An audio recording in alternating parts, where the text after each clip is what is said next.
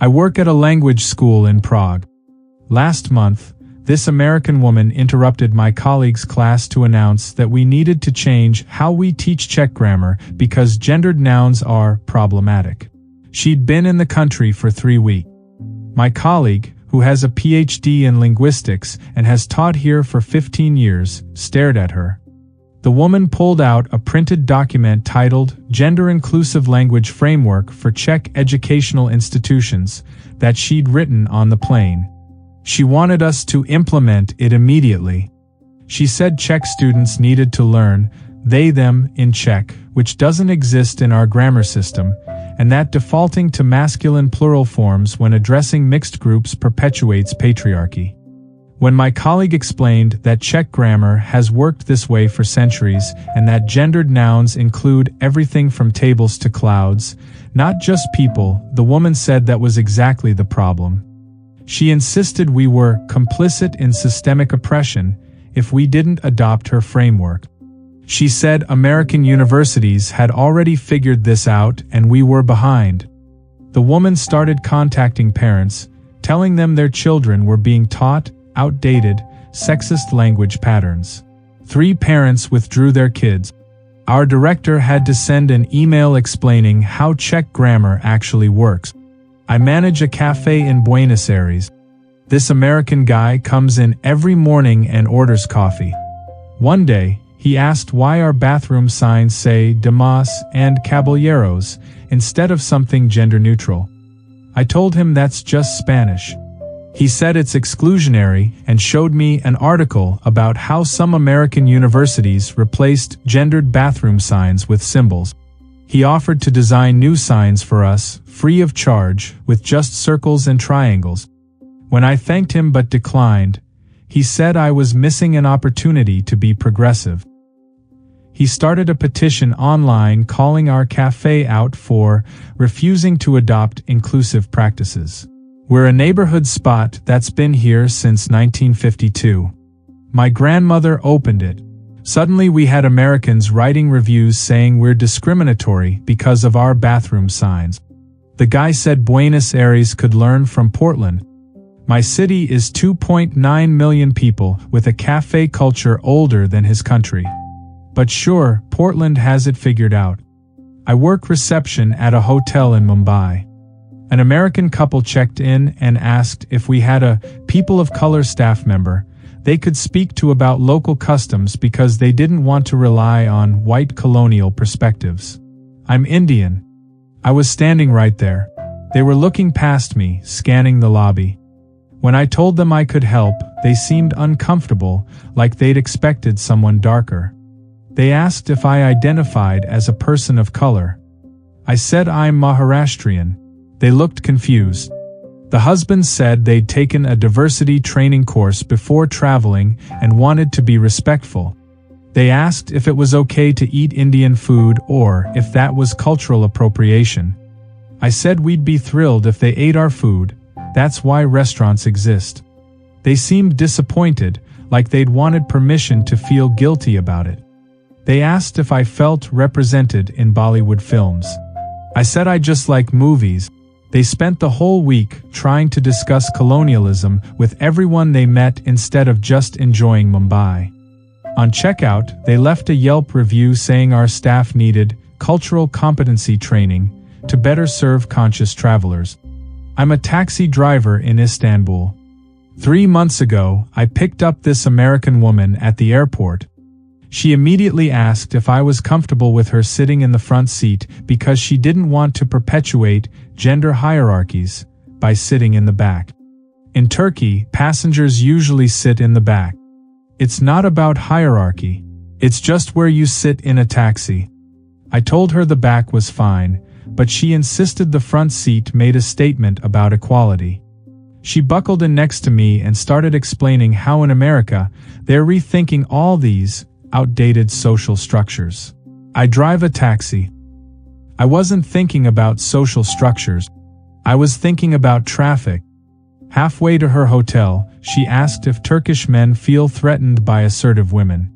I said most Turkish men are too busy working to feel threatened by where someone sits. She said that was exactly the kind of defensive response that reveals deep-seated insecurity. She wrote on her travel blog that Istanbul taxi drivers are resistant to feminist progress, and that simply choosing where to sit becomes an act of resistance. Now other Americans ask to sit in front and announce they're making a statement. I just want them to wear seatbelt. My sister runs a family restaurant in Lima. Last week, an American man asked to speak to the owner about our lack of inclusive hiring practices. He'd noticed all our servers were Peruvian. He said diverse workplaces perform better and asked if we'd considered bringing in voices from different backgrounds. This is Peru. We are the different background. Our restaurant has been in the family for 30 years. My sister explained that we hire people from the neighborhood, and the neighborhood is Peruvian. He said that's a narrow definition of community, and that Lima is a global city that should reflect global perspective. He suggested we post our jobs on international websites to attract foreign workers. He said his company in Seattle had a diversity mandate, requiring teams to include people from at least 3 different countries. My sister asked why Peruvians would need foreigners to serve Peruvian food in Peru. He said she was missing the point about representation. He left a Google review saying we had a monoculture problem and that our staff lacked the cultural competency he expected in a modern establishment. We've been serving anticuchos for 3 decades. Apparently we're doing it wrong. I teach at a university in Oslo. An American exchange student submitted a formal complaint because I used the Norwegian word han in a hypothetical example during a grammar lecture. She said using the masculine pronoun as a default was sexist and that I should always use hen, a gender-neutral pronoun. I explained that hen is Swedish, not Norwegian, and that Norwegian handles gender differently. She said that proved Norwegian was behind Sweden in progressive language reform. She'd been in Norway for 6 weeks.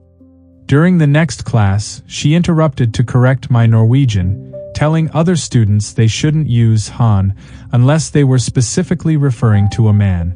Students were confused because that's just how Norwegian works. The American insisted that languages evolve and that Norway should adopt gender-neutral pronouns like enlightened countries. I asked which countries she meant. She said America leads the way in inclusive language. I teach linguistics. I'm aware of how language works. She filed a complaint with the department saying I was hostile to linguistic innovation and dismissive of marginalized identities.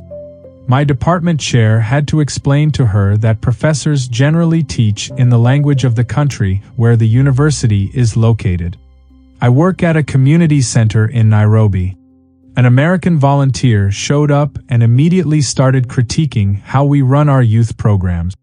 She said our after-school activities were reinforcing gender stereotypes because girls were learning sewing and boys were learning carpentry. She asked if we'd considered breaking down these binary divisions. I told her the kids chose their activities. She said that's because they'd been socialized into gender roles and we needed to actively counter that conditioning. She proposed mandatory workshops on gender fluidity for the children. These are kids from families where parents work 2 jobs just to survive. They come here because it's safe and they can learn skills. She said economic hardship doesn't excuse perpetuating harmful norms. She wanted to restructure everything based on a framework she learned in a college seminar. When I explained that our programs reflect what the community asked for, she said the community doesn't always know what's best for itself. She said American nonprofits have best practices we should follow. She lasted 2 weeks before leaving because we weren't receptive to change. She wrote a blog post about how Kenyan organizations resist progress. My brother manages a pub in Dublin. An American woman came in and ordered a Guinness. When he served it, she asked if the brewery had a diversity statement. He said he just serves the beer. She pulled up her phone and started reading about corporate inclusivity metrics, explaining that consumers have a responsibility to support companies with strong equity commitments. She asked if he knew the demographics of Guinness's board of directors. He did not. She said that was part of the problem, that service workers should be educated about the ethics of the products they serve. She spent 10 minutes talking about supply chain transparency and social responsibility in the beverage industry. Other customers were waiting. She asked if he felt personally accountable for serving products from companies that might not meet progressive standards. He said he felt personally accountable for running a pub in Dublin where people have been drinking Guinness since before her country existed. She said that attitude was why Europe struggles with accountability. She posted on Twitter that Dublin bartenders are willfully ignorant about ethical consumption. Now Americans come in asking about our values alignment before ordering. I own a bakery in Hanoi. This American couple wanted to know if our banh mi used ethically sourced ingredients. I said we get our vegetables from the market down the street and our bread is baked fresh every morning. They asked if the market vendors could provide documentation of their farming practices. I explained this is Vietnam, not Whole Foods. They said consumer awareness is universal and that I should be able to trace my supply chain. They wanted to know if our pork was humanely raised and if our herbs were sustainably harvested. I told them everything is local and fresh. They said local isn't the same as ethical and that small businesses have a responsibility to vet their suppliers. They asked if I'd heard of fair trade certification. I've heard of making sandwiches. They decided not to order anything because they couldn't verify our ethical compliance. They wrote a blog post about how Vietnamese street food culture lacks the conscious consumption framework that American consumers expect. They said Hanoi needs to evolve beyond just taste and consider the full impact of food systems. We've been making banh mi for 4 generations. Apparently we need a framework. I wait tables at a restaurant in Barcelona.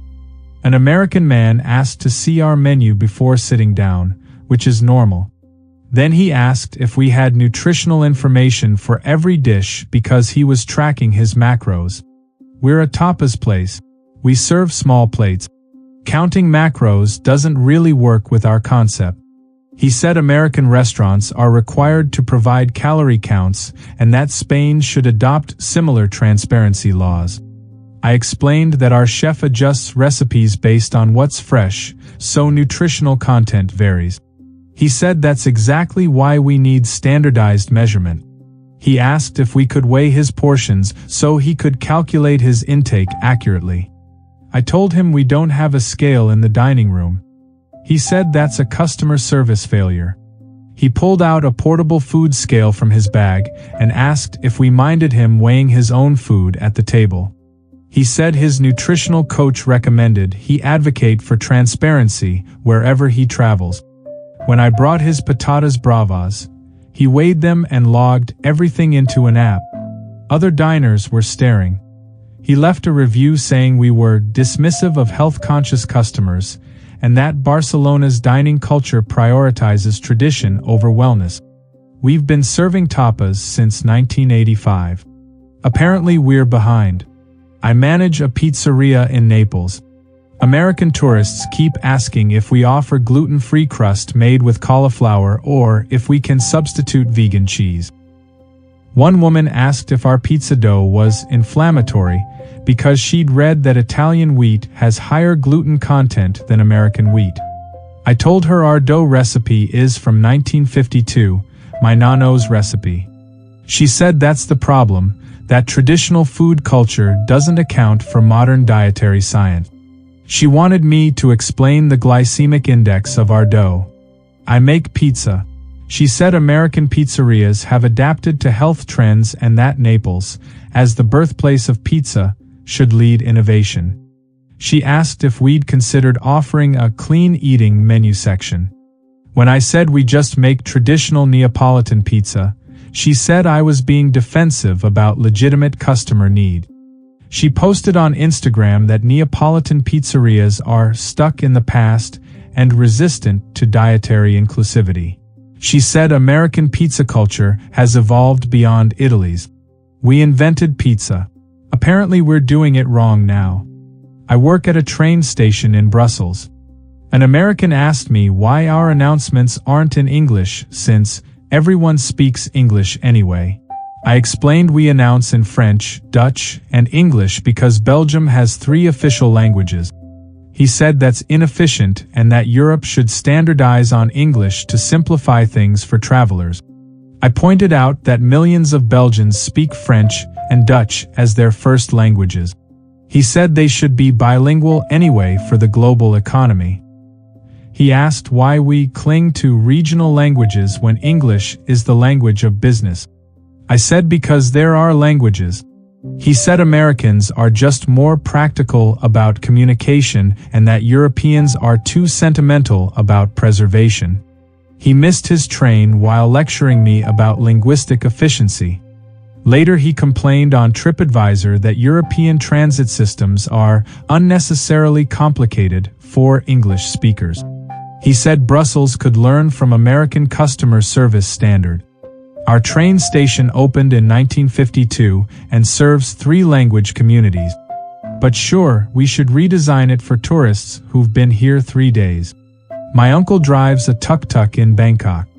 An American tourist asked him to take her to a temple and specified she wanted to go to one that wasn't touristy because she was seeking an authentic experience. He took her to Watarun. She said it was too crowded and asked why he brought her somewhere so commercialized.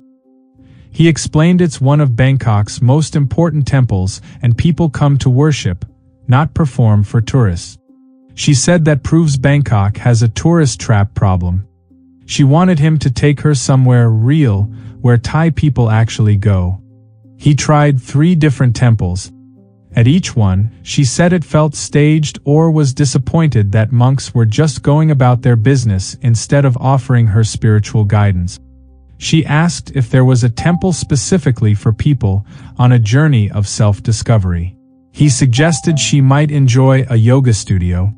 She said that's exactly the kind of dismissive response that makes authentic travel difficult. She wrote a travel blog post about how Bangkok has lost its soul to tourism and how local guides don't understand what conscious travelers are seeking. My uncle has lived in Bangkok for 63 years. Apparently, he doesn't understand his own city. I'm a park ranger in Patagonia. An American hiker demanded to speak to my supervisor because I asked him to stay on the marked trail. He said in America, hikers have a right to explore freely and that our restrictive policies limited his experience. I explained the trail protections are to prevent erosion and protect wildlife habitat. He said that sounded like government overreach and that individuals should be trusted to make responsible decisions. He argued that American national parks encourage exploration and that we were being overly controlling. I told him American parks also have trail systems and rules. He said those are suggestions, not mandates, and that rangers in America respect visitors' autonomy. He wanted documentation of the scientific reasoning behind our trail system so he could evaluate whether the restrictions were justified. When I said the documentation was in Spanish and that he was welcome to visit our visitor center, he said requiring information to be in Spanish was exclusionary to English speakers. He filed a complaint saying Argentine park rangers are authoritarian and that Patagonia should adopt American approaches to outdoor recreation. Our parks have existed longer than his country's National Park Service. I teach English in Seoul.